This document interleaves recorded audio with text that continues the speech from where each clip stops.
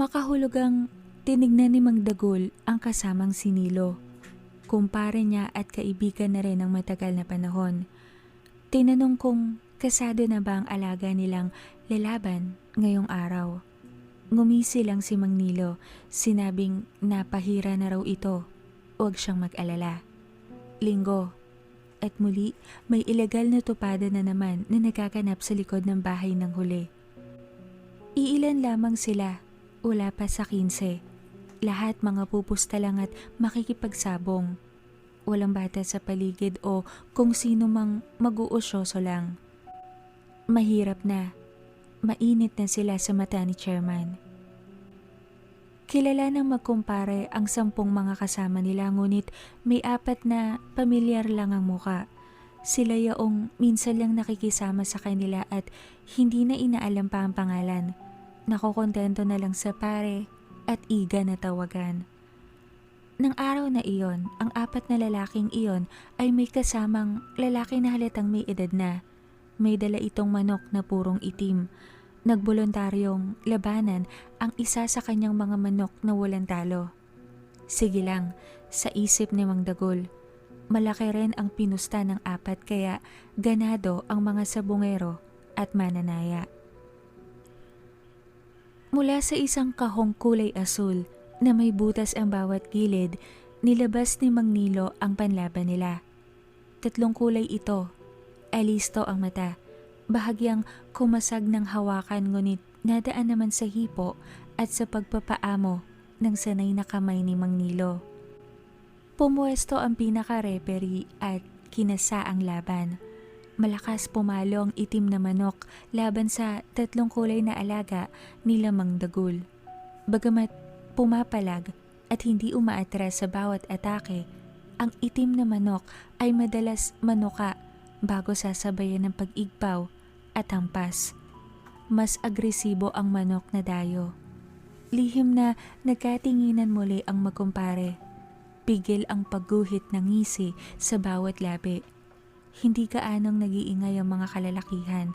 Hanggat maaari, iwas silang makaakit ng iba pang makikiusyoso lang. May ilan din silang tagabugaw kapag may nagtatangkang lumapit. May lookout kumbaga.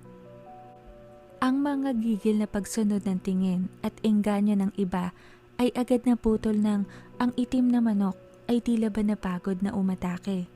Pumapalag pa rin ngunit tila ba nabawasan agad ang lakas na sinamantala naman ng manok ni Mang Nilo. Kala mo ba ay may isip? Sinunod-sunod ang palo at tuka sa kalaban.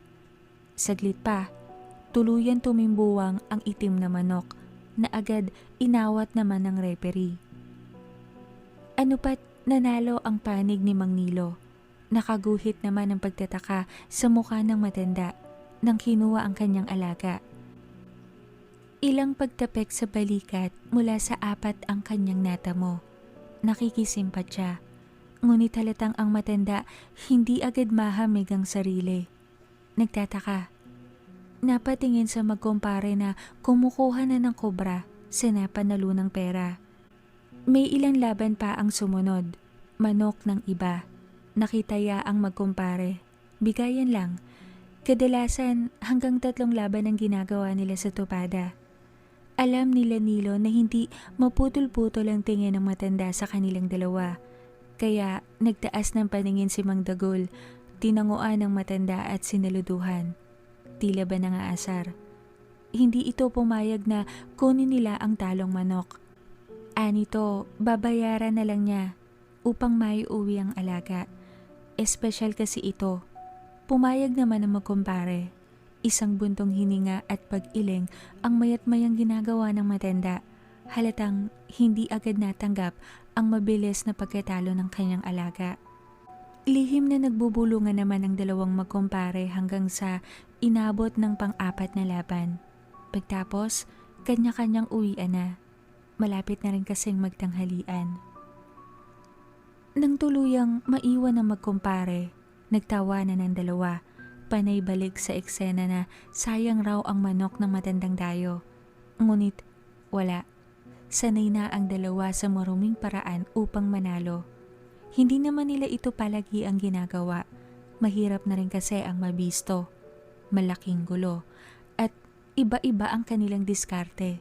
Lahat ata ng diskarte sa pandaraya alam ng dalawa. Mula sa peking tare na akala mo ba ay talim ngunit kung pagmamasdan ng maayos ay plastic lang pala. Maganda lang ang kulay, ang pagkakayari. Minsan naman, dumidiskarte sila sa higpit ng pagkakasapin. Minsan sa lihes na tare. At ang pinakamadalas nilang gawing diskarte sa pandaraya ay ang panglalason, kung saan karaniwang nagpapahid sila ng lason sa balahibo ng manok na kanilang alaga upang kung tutuka ang kalaban ay ikakahilo o ikakalason nito agad na siyang ginawa nila kanina sa nakalabang itim na manok ng dayong matanda. At kung ano-ano pang turo ni Mang Dagul sa kanyang kumpare. Ang totoo, si Mang Dagul talaga ang utak ng pandaraya. Sumusunod lamang si Mang Nilo. Sosyo sila sa lahat. Wala pang nakakahuli sa kanila at hindi sila magpapahuli.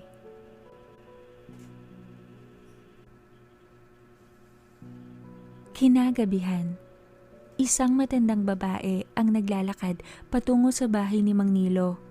Maingat ang kanyang paglalakad at halatang alam ang ginagawa. At sadya, sapagkat ni hindi man lang nagising ang asong bantay ni Mang Nilo na himbing sa pagkakatulog sa likod bahay. Mandi, hindi natagpuan roon ang pakay. Tumungo naman ito sa bahay ni Mang Dagul na ilang metro lang ang layo. Inisa-isa ang nakataling mga panabong na natutulog sa kanya-kanyang kulungan.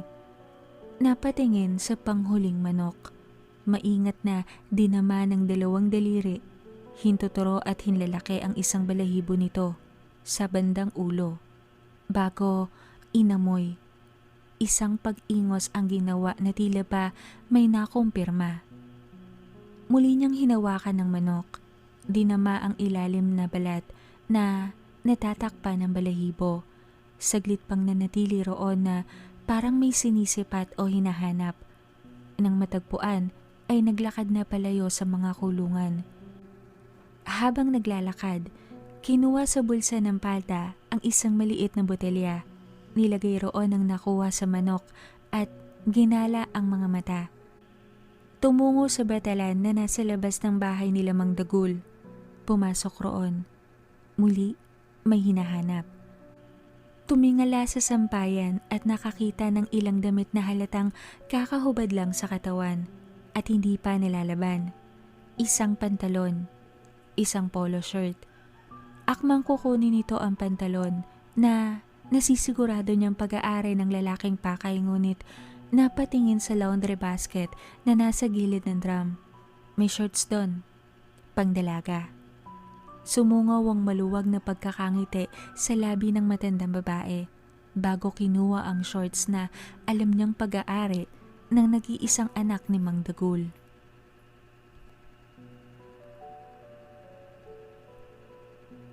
Abala si Vanessa sa pag-iis-is ng tapayan nang marinig niya ang kahol ni Sid mula sa labas ng kanyang kubo. Hindi ito kumakahol kung hindi kailangan at hindi kinukuha ang kanyang atensyon. Kaya agad niyang binaba ang ginagawa upang silipin ang alaga mula sa kanyang bintana. Na magtama ang kanilang mga mata.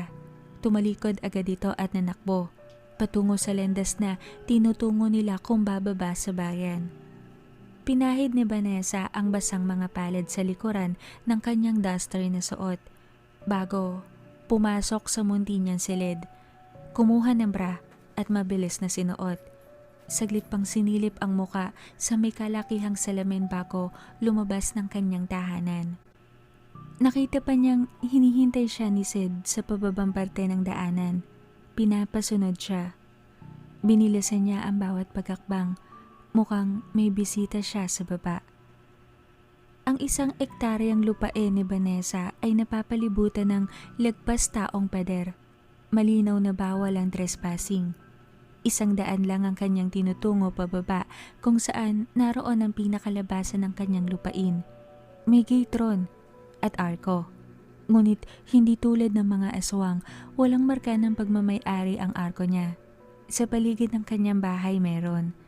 Hindi pa gaanong kalakas ang kanyang kapangyarihan upang protektahan ang 1 ektarya niyang lupain.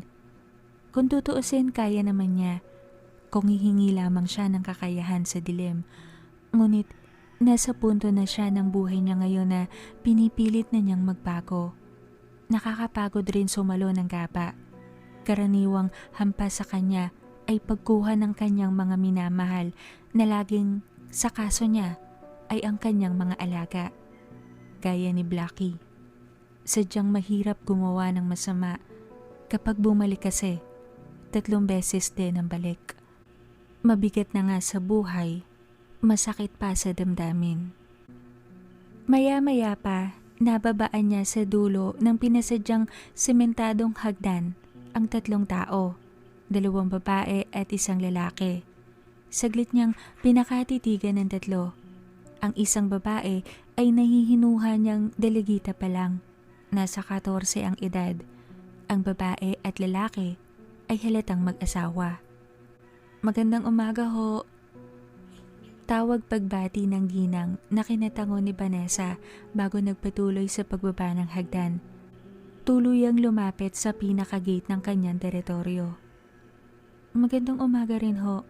Anong maipaglilingkod ko? Tanong ng dalaga na napatitig agad sa dalagitang nakabelo at balot na balot ang buong katawan. Ang mga kamay may suot na makapal na gomang guwantes. Bagamat nakatakip ang bunganga hanggang ilong, pansin ni Vanessa ang paligid ng mata nito. At ang noo, may mumunting tila pulang tuldok. Kung mamasdan para bagang kagat ng lamok, ngunit napatda si Vanessa. Saglit, sapagkat ang mumunting pulang tila kagat ng lamok ay hindi nagpapantal o yung bang bahagyang umaangat ang balat.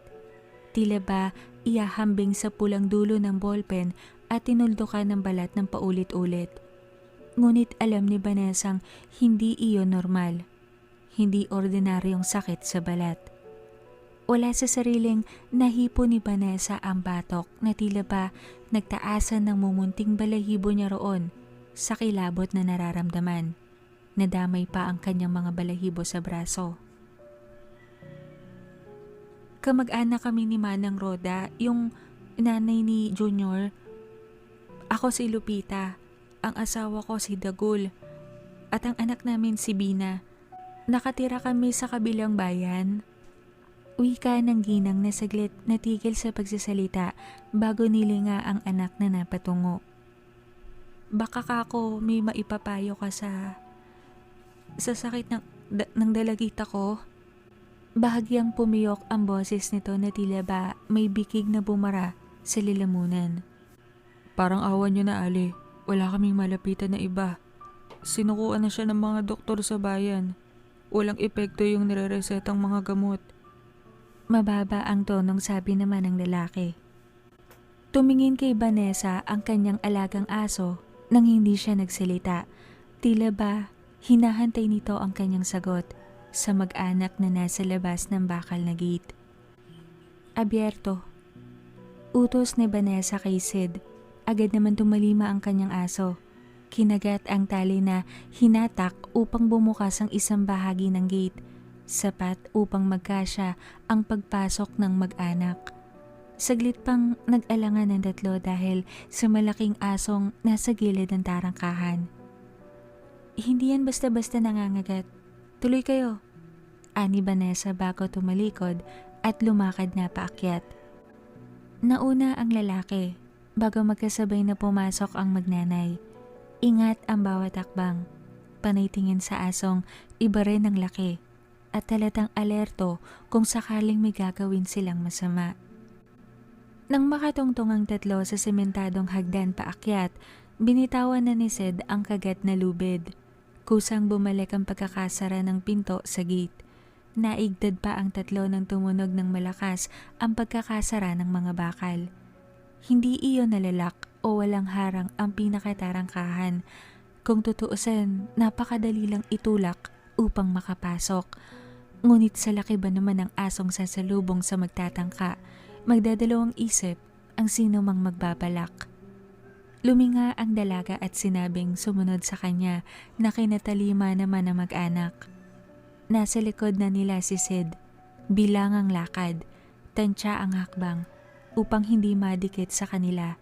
Ngunit napansin ng mag-anak na saglit silang inamoy-amoy. Wari ba'y tinatandaan ang kanilang mga samyo.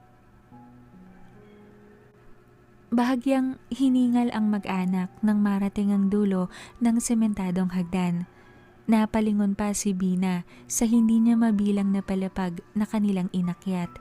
Ang bawat panig ng pinasadyang hagdan ay puro puno at punong hindi niya kilala. Ang lupa ay malambot at halatang madulas kapag tag-ulan. Hindi komportable sa taong akyat panaog ang gagawin. May kataasan ng bahay ng babae na kanilang sadya. Ang dinig niya sa pag-uusap ng kanyang nanay at ng kanyang tiya Roda, may inirekomenda raw itong dahon na pinanglanggas sa gali sa aso na tinamo ni Junior. Araw lang daw gumaling.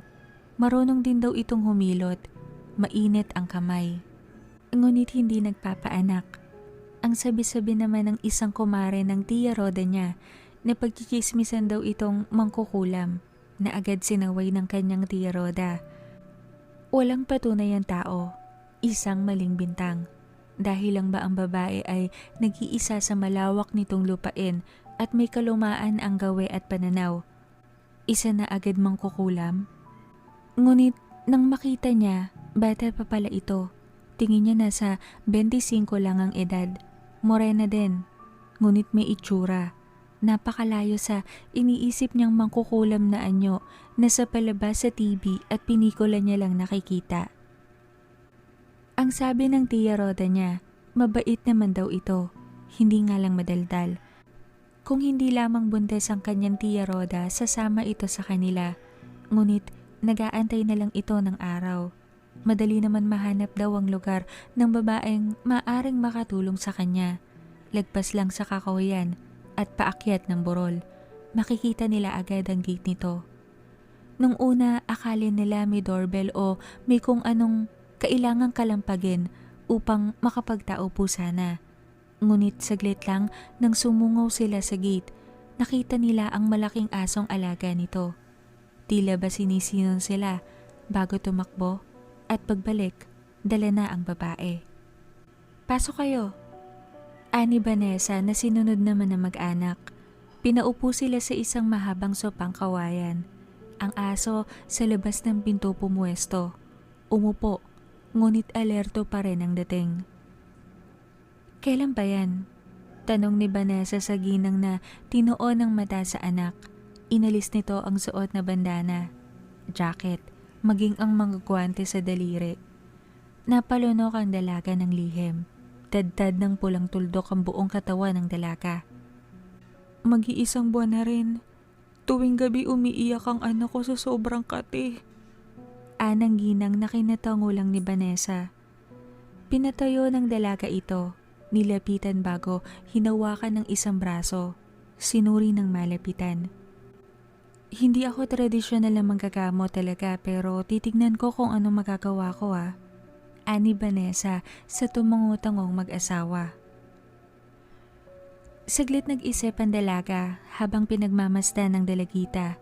Tapos ay tumungo sa kanyang banggirahan, kumuha ng palayok, ilang pinatuyong dahon, insenso at tubig na nasa baso. Pinanood ng tatlo si Vanessa na gumawa ng siga sa munti nitong palayok. Tapos nang umusok, tinawid ng ilang beses ang hawak na baso sa usok. Nang makontento ay pinainom ng konti sa dalaga ang tubig na nasa baso, na sinunod naman ng huli. Muling kinuha ni Vanessa ang baso. Tinaas at tila ba may sinipat sa kabuuan ng natirang tubig. Kumunot ang kanyang noo bago tinitig ang itimang mga mata kay Mang Dagul. May mga manok ho kayong panabong.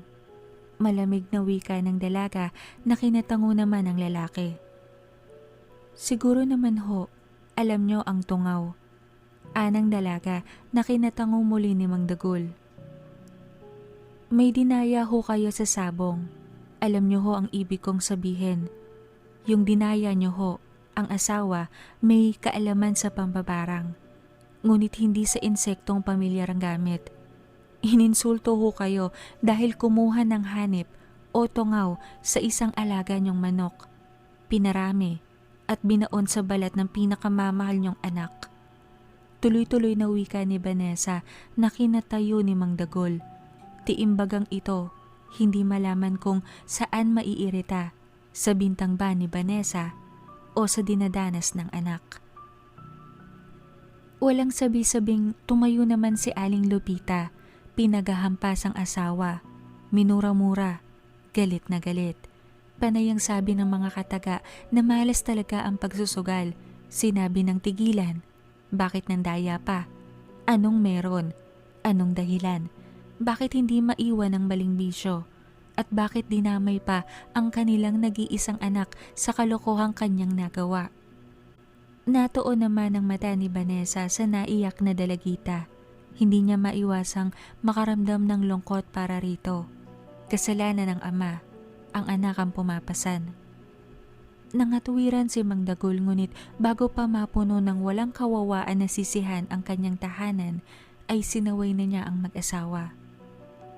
Sa bahay niyo na lang ho kayo magtalo, wag ho sa pamamahay ko. May diin na sawatan ni Vanessa sa natigil na mag-asawa. Bagamat tumigil, panay ang ngoy-ngoy ni Aling Lupita. Halos maluwa-luwa naman si Mang Dagol habang pinagmamasdan ng pinakamamahal na anak. Kaya ko hong gamutin ang anak niyo, ngunit kailangan niya magpalipas ng gabi rito. Bukas na siya uuwi. Maaring samahan siya ng asawa niyo. Kayo naman ho, tumungo ho kayo sa dinaya niyo. Ibigay niyo ang nararapat sa kanya. Humingi kayo ng tawad sa kabila ng ginawa niya sa anak niyo. Bili ni Vanessa sa napahilamos na lang sa mukhang lalaki. Kung hindi ho kayo hihingi ng tawad, wala hong saysay ang paggagamot ko. Babalik ang kulam at baka hindi lang pagsipsip sa dugo ang gawin ng hindi mabilang na tungaw sa kanyang balat. Maaari hong unti-unti kagatin at kainin siya ng maliliit na insekto. Pahabol pa ni Vanessa sa napatulalang lalaki. Babae naman ako, wag ka mahiya sa akin. Ani Vanessa sa dalagitang tumango-tango. Kasalukuyang nasa batalan ng tatlo. Si Bina nakasakay sa isang plangganitang aluminum. May tubig roon, malinis at malikamgam. Sinadyang tinimpla pa ng dalaga upang makaya ni Bina ang pagsampa. Pinahubad niya ng damit ang dalagita. Tumingin ito sa nanay na tumango-tango. Tinulungan pa itong hubarin ng duster at lahat ng saplot sa katawan. Kailangan kasi, may hinahanap siya sa katawan ng dalagita. Iyon ang kailangan niyang matanggal. Ang tungaw ay maliliit na gahanip na pulang insekto, kakulay ng dugo. Kumakapit sa balat upang manipsip ng dugo. Pinipili nito ang kulubot o mahinang bahagi ng katawan o yung tagong parte upang mas maikagat ang mga ngipin nito. Binabao nito ang sarili sa balat ng tao. Upang makuha o matanggal, kailangang sungkitin ng matulis na dulo ng aspile o karayom. Nakakakilabot kung iisipin na napuno ng tungaw ang katawan ng pobreng dalagita. Ngunit hindi iyon mangyayari. Imposible. Ngunit sa batas ng pangbabarang o pangungulam, walang hindi kayang gawin ng dasal o sumpang pinalakas ng galit, inggit at paghihigante. Lahat ng dasal, buhay na salita o sumpa, lubos na nagiging makapangyarihan dahil sa emosyon ng taong sumasambit niyon. Naipaliwanag na ni Vanessa ang lahat sa mag-ina, ngunit napaiyak pa rin si Bina nang ilabas ni Vanessa sa loob ng kanyang bulsa ang isang may kalakihang karayom. Napatingin sa ina na 2 kamay siyang tinapik sa balikat. Dinaan ni Vanessa ang dulo ng karayom sa apoy ng gasera habang may binubulong. Sinabi sa dalagita na pumikit upang hindi lalong masaktan sa kanyang gagawin. na sinunod naman ito. Natagpuan ni Vanessa ang hinahanap na tungaw na siyang inutusan ng kumulam rito na bumaon sa itaas na bahagi ng singit ng dalagita. Bahagya siyang umupo. Naigtad pa si Bina nang ilapat niya ang palad sa bewang nito.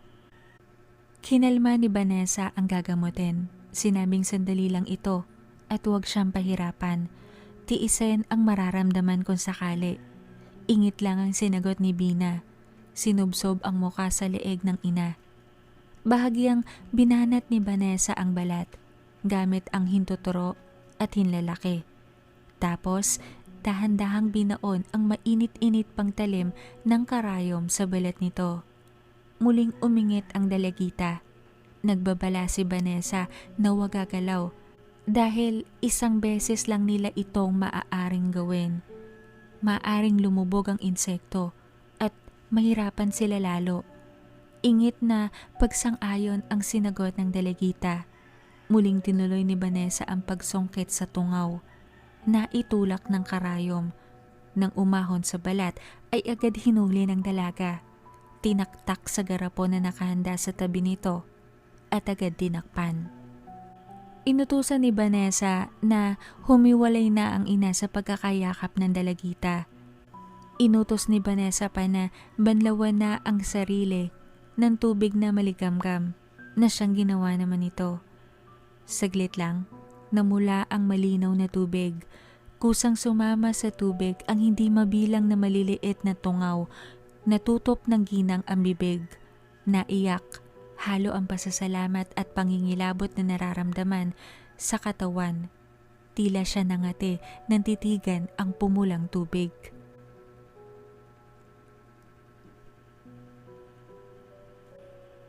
Bahagyang nailing ang dalaga habang naririnig si Bina na naghihilik sa kanyang silid. Binigay niya ang kanyang katre sa mag-ina. Alam niyang mula nang matungaw ang dalagita, wala itong maayos na tulog. 3 oras din daw kasing dire-diretsyong nangangate ang katawan ng pobre. Tuwing gabi, iyon ang kasama sa pagpapahirap rito. Bukas ng umaga, uuwi na ang mag-ina.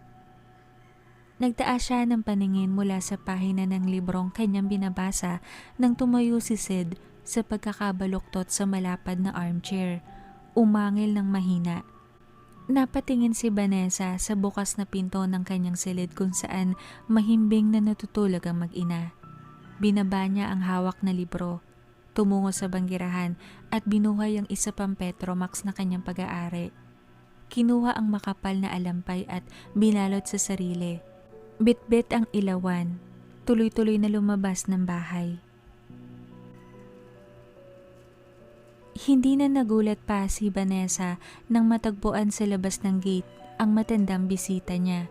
Bahagyang tumango ang dalaga at binati ng magandang gabi ang matanda. Bagamat halata sa mukha nito ang pagtataka dahil bata pa siya at magalang, napatango na rin ito at binalik ang kanyang pagbati. Ikaw pala ang gumamot. Anang matanda, nakisid nakatuon ng mga mata.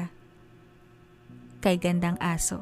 Kaya siguro nasasala na ang mga gaba sa'yo.